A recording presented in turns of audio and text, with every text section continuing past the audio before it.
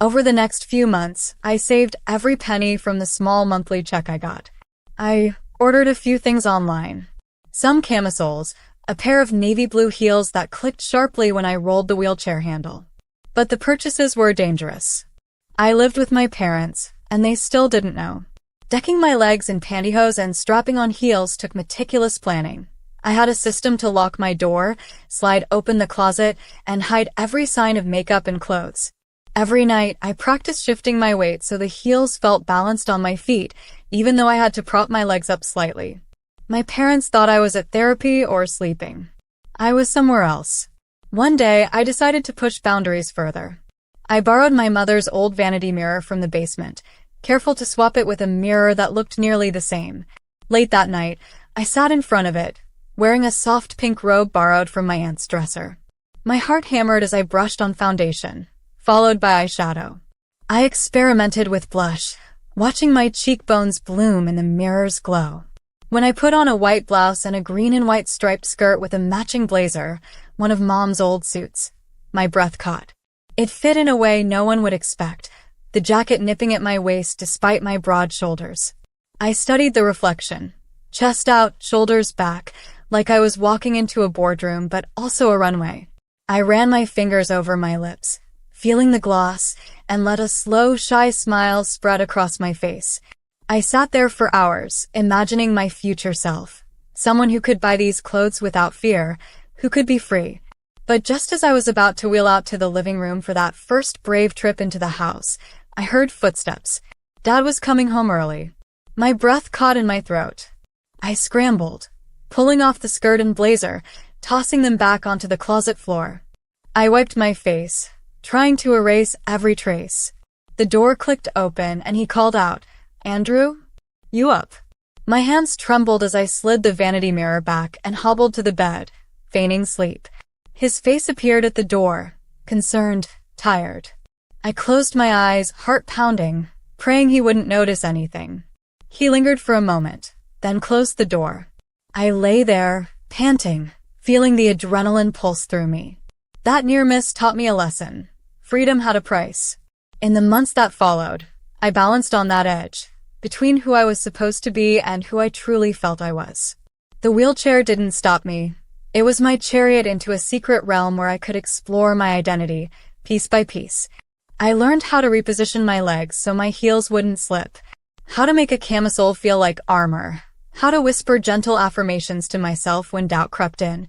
Sometimes I lent my ear to old playlists from high school, soft piano tracks, whispered vocals, anything that felt like someone talking directly to my soul. But then came another twist, something darker and raw. One evening, I decided to venture into the living room in full dress. It was quiet. Mom was away on a church retreat, and Dad was at the gym.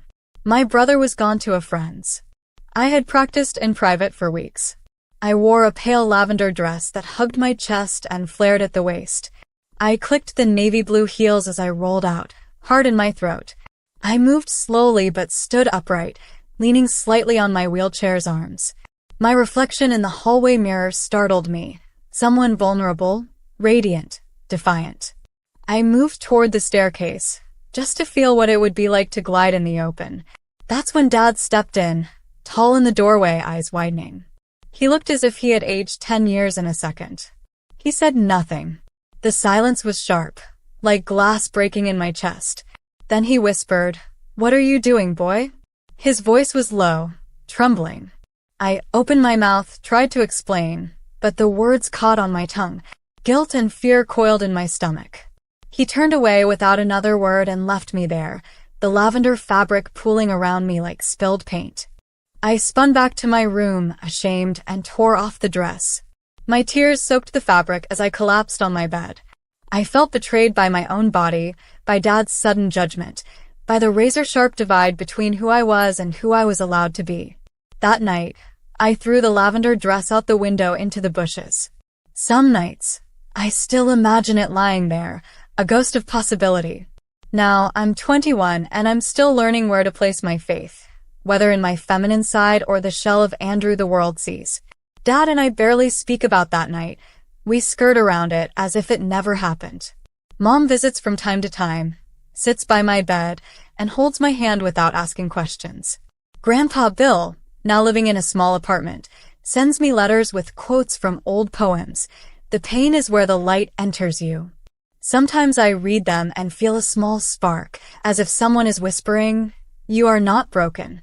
I have a counselor who helps me navigate my identity and my grief for the body I lost.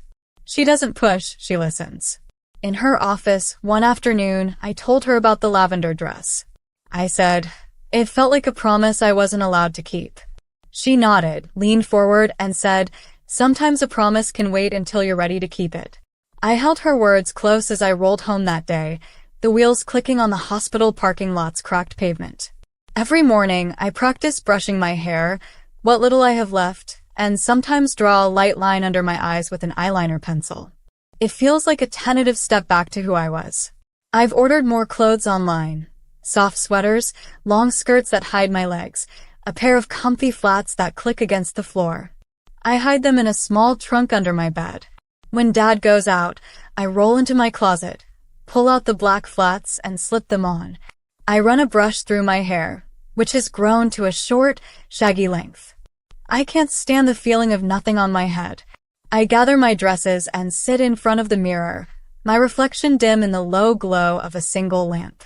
I say to myself, you are here. You are alive.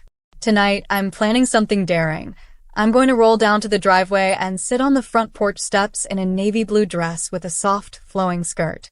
I'll click the flats against the pavement and imagine that I'm free, if only for a moment. Dad will come home at 9, late for him. I'll have 30 minutes. If he sees me, I'll freeze or maybe I'll smile and hold his gaze. I don't know yet.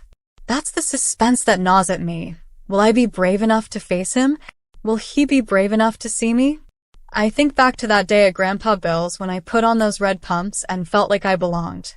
I remember the way the gold underside caught the light and how I taught myself to walk small steps, as if tiptoeing into my own life. It took me a lifetime to learn that every click of heels on hardwood can be a heartbeat echoing in a silent room. So I prepare, breathing slowly, letting the skirt settle over my knees. My heart trembles with fear and excitement. I'm not sure what will happen next. But I know this. I am me, Andrew, the boy in a wheelchair who sometimes wears lipstick. The man who craves softness and knows the taste of lace against his skin. I roll to the porch steps, click my flats on the edge of the cement, and lift my chin. The night air is cool against my skin, carrying hints of grass and gasoline. I wait for Dad, for judgment, for acceptance, or maybe just for the moment I finally claim. The world is quiet except for my own breathing, and in that stillness I feel a pulse, a promise that I'm only beginning to keep.